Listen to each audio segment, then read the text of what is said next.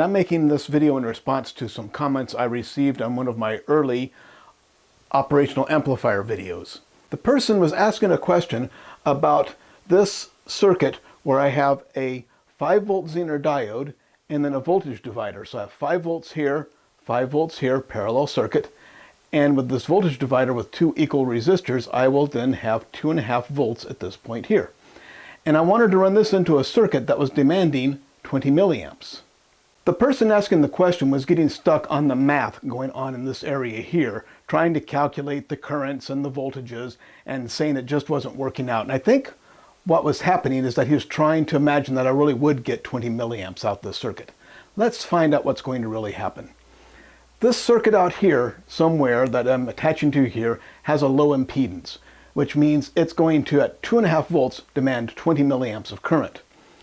Here I have a high impedance, 10K and 10K, and that 20 milliamps of current is going to have to go through this high impedance. Now, what are the mantras about high and low impedance? High impedance, low current. Low impedance, high current.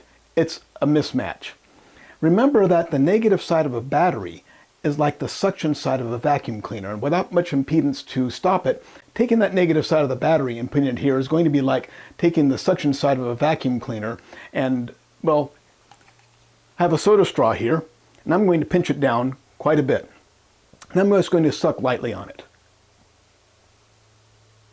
Okay, I'm sucking pretty lightly, and so the pressure here is not dropping that much, and I'm getting some air through here, but I'm not demanding much air, so I don't get a huge pressure drop going from here across my restriction.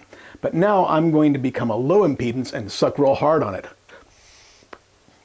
Well, what happened? I just ended up with a suction here. Whatever pressure I had was just completely sucked away. And that's what happens if you take something with a low impedance connected to the negative side of a battery and put it up to a circuit with a high impedance. That is sucking like a shop vac on here, and it's just going to suck the voltage right out.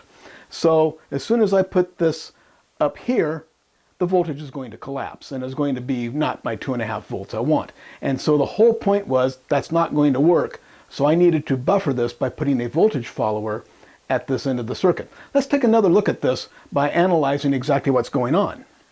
Now, I don't want to get caught up in overanalyzing this mathematically. The whole point of my lectures and my classes is it's a lot easier than that.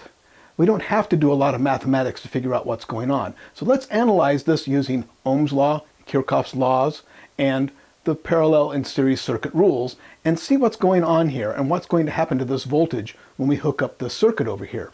So we say that there's going to be 2.5 volts here, and this circuit out here somewhere wants 20 milliamps. Well, what does that tell us? That is telling us that we have a low impedance out here. What is that impedance? What's the input impedance of this circuit out here? Well, 20 milliamps, 2.5 volts. Let's do the math. 2.5 divided by 0.02 gives us an impedance of 125 ohms. So what we have out here is some circuit with an input impedance of 125 ohms. And I'm going to hook it up right there. So what's going to happen? Well, I am taking that 125 ohms and putting it where? In parallel with this 10K resistor. So I've got a circuit where I have a series circuit here, I have a parallel circuit here, then here I have another little series circuit, and then another parallel circuit. Let's redraw it.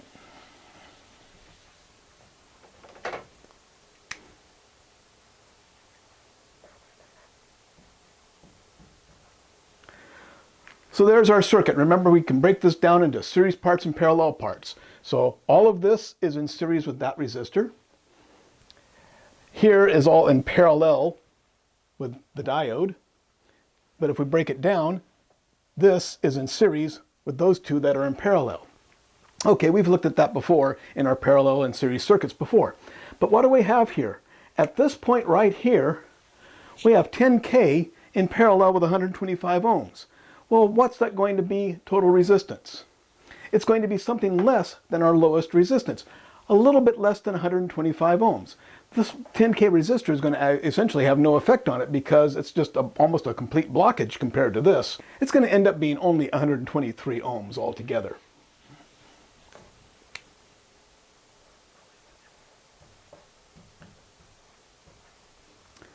So we've got 10K in series with 123 ohms. 5 volts up here. How much voltage are we going to have here? Well, we've got 123 ohms to 10K. We're going to have, remember our voltage dividers, we can do the math, we can add up the resistance and the voltage, calculate the current, then, but remember it's going to be proportional. We have 123 ohms compared to 10K. So we have almost all of our resistance here and hardly any here. So we're going to drop almost all of our voltage here and have none here. So what are we going to have? Very small. Less than a volt. A lot less than a volt. Do you want to calculate that out? No, I don't feel like it. But we have 10,000 units here and 123 units there. We're going to have almost no voltage at this point here. So when we hook up that circuit there, our voltage is going to collapse to almost nothing. That's the whole point. I picked these without doing any math, just knowing that I have 10K, 10K, equal resistors, 5 volts here. So I'm going to have 2.5 volts there. Okay, so there's my 2.5 volts.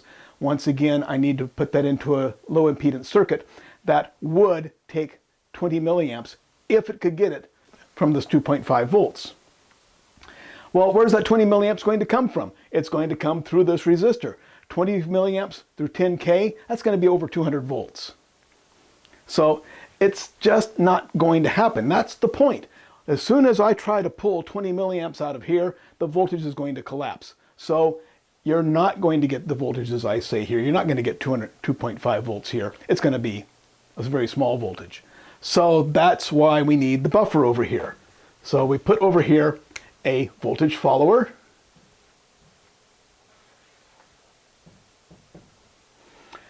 Now, this has a high impedance. This has a low impedance. Now, what that means is this can deliver maybe as many as 40 milliamps without the voltage collapsing. But it has maybe 100,000 to maybe even 1,000,000 ohms input impedance, and so it's not going to demand hardly any current at all. It's going to be like me sucking through that soda straw very lightly. It's not going to pull that voltage down very far. Is it going to be 2.5 volts? Very slightly below, because it will pull the voltage down a little bit, but hardly at all. So now I end up with 2.5 volts there, and my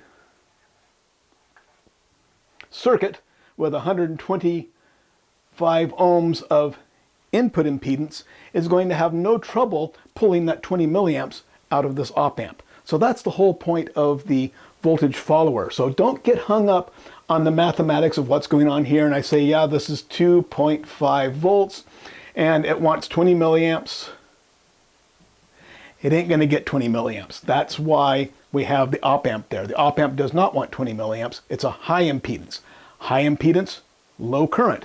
So it doesn't take a lot of current through the circuit, doesn't pull the voltage down. The other side, low impedance, high current. So it's able to deliver the current to this low impedance circuit over here. And that is the explanation about what is going on in that particular circuit. I hope this helps some people understand what's going on. Once again, don't try to calculate what's going on here, especially don't think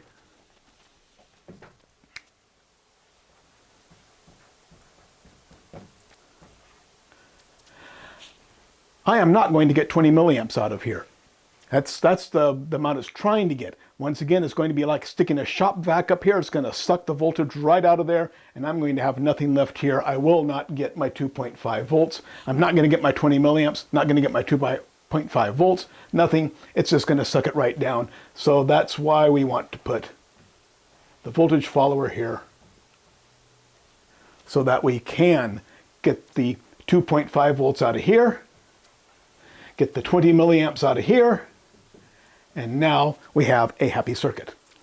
If you found this video useful and informative, please give me a thumbs up down below. It really helps the channel. And subscribe, because that not only informs you when I put new videos up, but it really helps the channel also.